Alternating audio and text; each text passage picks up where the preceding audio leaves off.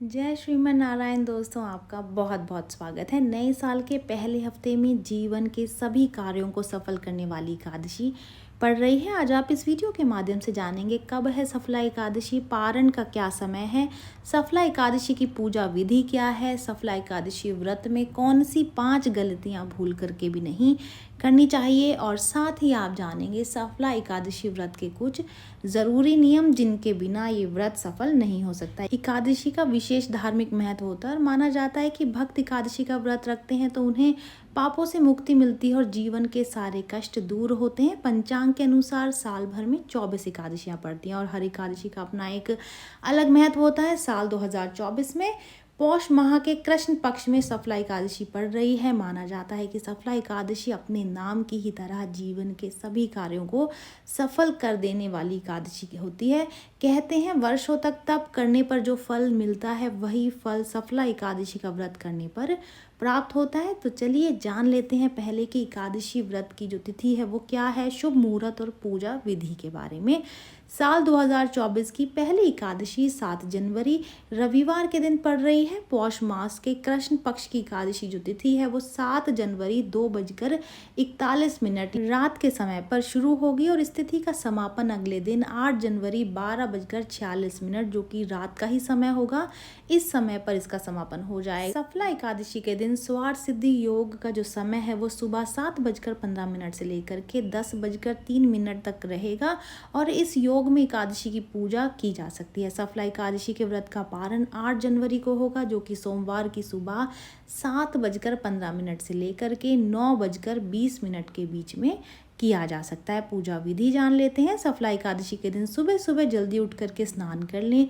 स्नान के बाद में स्वच्छ वस्त्र धारण करें और भगवान के समक्ष बैठें। आप जिन भी भगवान को मानते हैं उनके आगे दीप जलाएं। अगर घर में भगवान विष्णु की प्रतिमा है तो उन्हें शुद्ध जल से स्नान कराएं। भगवान विष्णु का श्रृंगार करें, उन्हें नए वस्त्र पहनाएं। भगवान विष्णु को फूल अर्पित करें। गेंदे के फूल की माला उनको ज़रूर से पहना लें क्योंकि गेंदे का फूल पीले रंग का होता है। पीला जो रंग है वो भगवान विष्णु को बहुत प्रिय होता है। भगवान विष्णु को भोग लगाएं। भोग में तुलसी दल डालना बिल्कुल भी ना भूलें। भगवान विष्णु के सामने एकादशी के व्रत का संकल्प लें। भगवान विष्णु के साथ माँ लक्ष्मी की पूजा एवं ध्यान करें। विष्णु जी की आरती उतारें और उसके बाद में प्रसाद वितरण करें। आइए अब जान लेते हैं सफला एकादशी के व्रत में कौन सी 5 गलतियां हमें नहीं करनी चाहिए।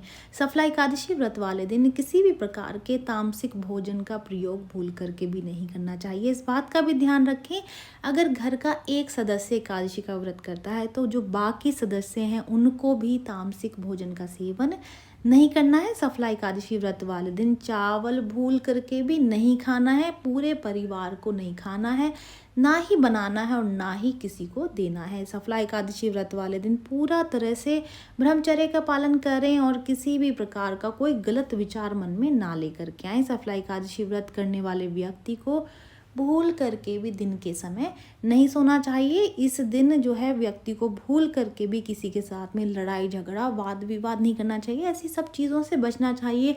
इस बात का भी ध्यान रखें कि मन से या मुंह से किसी के लिए गलत बात ना निकल जाए। व्रत के ज़रूरी नियम क्या हैं ये भी जानना बेहद ही ज़रूरी है क्योंकि ये व्रत को सफल बनाते हैं अगर हम इन नियमों के अनुसार अपने व्रत को करते हैं। यदि आप भगवान श्री विष्णु की कृपा और उनके व्रत को सफल बनाना चाहते हैं तो हमेशा इस व्रत और इसके लिए की जाने वाली पूजा को शुभ मुहूर्त में ही करें।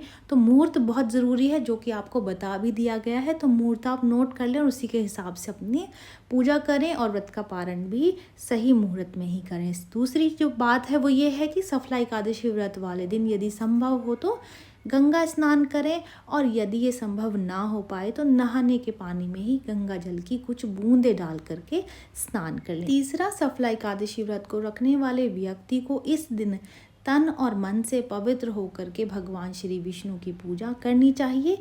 अक्सर लोग नहा लेते हैं, मतलब कि अपने तन को तो वो पवित्र कर लेते हैं लेकिन मन में बुरी बुरी बातें किसी के लिए सोचते हैं तो वो भी अच्छी बात नहीं होती है। अगर आप इन चीज़ों को मन में रखेंगे तो ये आपके व्रत को सफल होने में बाधक साबित होंगी। तो अपने मन को भी पवित्र ज़रूर से कर लें। चौथा, भगवान श्री विष्णु को गंगा जल बहुत प्रिय है, इसलिए उनकी पूजा में गंगा जल और भोग को चढ़ाते समय तुलसी तुलसी दल का विशेष रूप से प्रयोग करें। भगवान श्री विष्णु की पूजा में अधिक से अधिक पीली चीज़ें जैसे कि हल्दी, केसर, पीले फूल, पीले फल, पीली मिठाई, इनका इस्तेमाल जितना ज़्यादा हो सके वो आपको करना चाहिए। छठा और आखिरी जो नियम है वो ये है कि सफला एकादशी व्रत में भगवान श्री विष्णु की पूजा करते समय शंख की पूजा अवश्य करें और एकादशी कथा को करते समय इसको ज़रूर से बजाएं, क्योंकि आपने विष्णु भगवान के हाथ में देखा भी होगा कि शंख विराजमान होता है, तो इसलिए शंख की पूजा करना भी बहुत ज़रूरी होता है। ये जानकारी यहीं तक ही, उम्मीद है दी गई जानकारी आपके काम आएगी और आप इसका लाभ उठाएंगे।